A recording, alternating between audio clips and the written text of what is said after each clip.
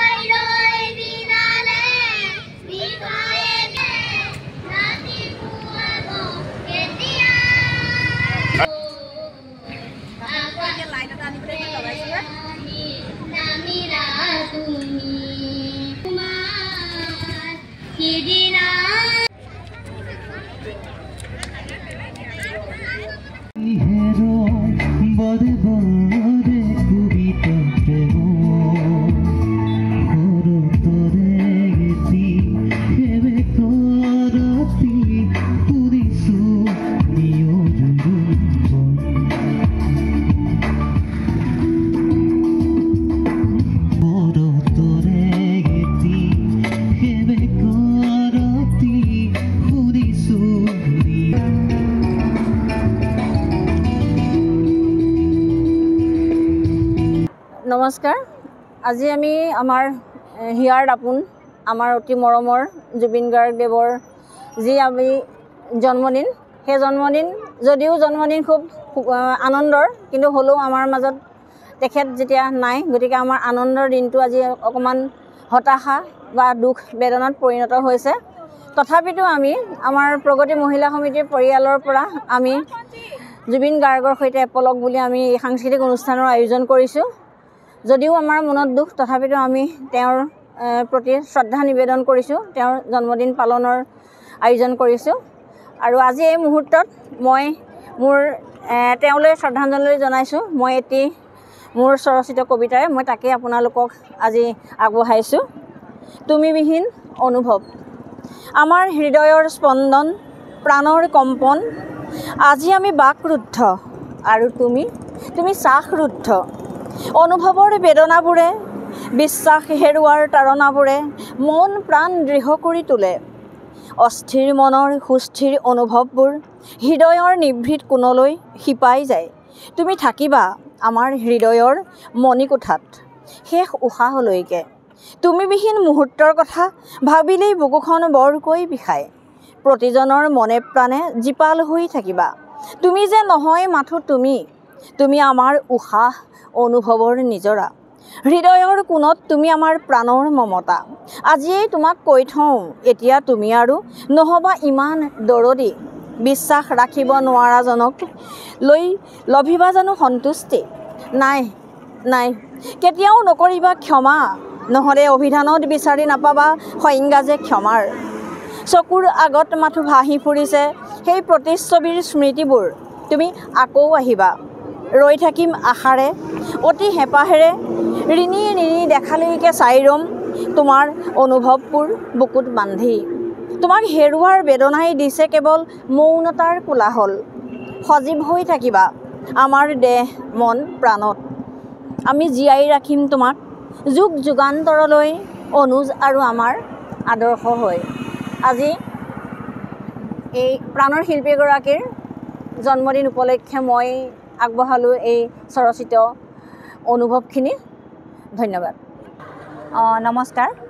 ঈশ্বৰ পুত্ৰ আমাৰ হিয়াৰ আমঠু জুবিন গাৰ্গ দেৱৰ আজি উপজা দিন।